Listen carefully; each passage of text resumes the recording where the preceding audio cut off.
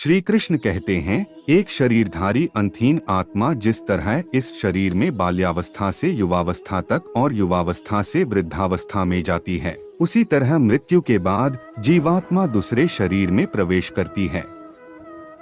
इस बात को समझने वाला धैर्यशील मनुष्य कभी विचलित नहीं होता।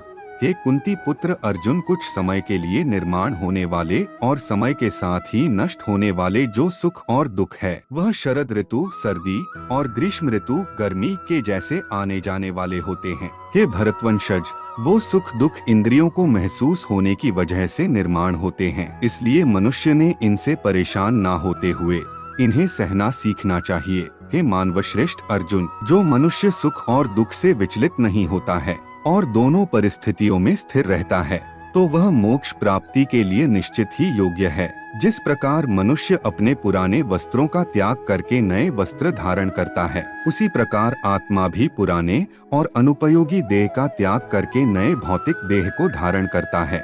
इस आत्मा के किसी भी शस्त्र द्वारा टुकड़े नहीं किए जा सकते, अग्नि द्वारा इसे जला भी नहीं सकते, न जल इसे भिगो सकता है और न हवा इसे सुखा सकती है।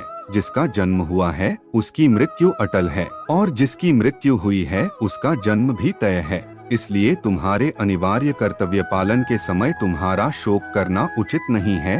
सुख अथवा दुख, लाभ अथवा हानि, जय अथवा पराजय, इन सब के बारे में न सोचते हुए तुम इसे केवल एक युद्ध समझकर युद्ध करो। हे अर्जुन, यदि तुम रणभूमि पर युद्ध करते समय वीरगति को प्राप्त हो गए तो तुम्हें स्वर्ग की प्राप्ति होगी, और यदि युद्ध में तुम विजयी हुए तो पृथ्वी लोक पर अपने साम्राज्य में सुख भोगोगे। इसलिए हे कुंती पुत्र, निश्चय के साथ उठो और युद्ध करो। तुम्हें सिर्फ नित्य कर्म करने का अधिकार है, पर उससे मिलने वाले कर्मफल पर तुम्हारा कोई अधिकार नहीं है। तुम्हें मिलने वाले कर्मफलों की वजह सिर्फ तुम हो, ऐसा कभी मत समझो। इसी तरह तुम कर्म कर्तव्य न करने के लिए आसक्त न हो। क्रोध से मनुष्य की मति मारी जाती है, यानी मूढ़ हो जाती है, जिससे स्मृति भ्रमित होती है। स्मृति भ्रम हो जाने से मनुष्य की बुद्धि नष्ट हो जाती है, और बुद्धि का नाश हो जाने पर मनुष्य अपना ही नाश कर बैठता है।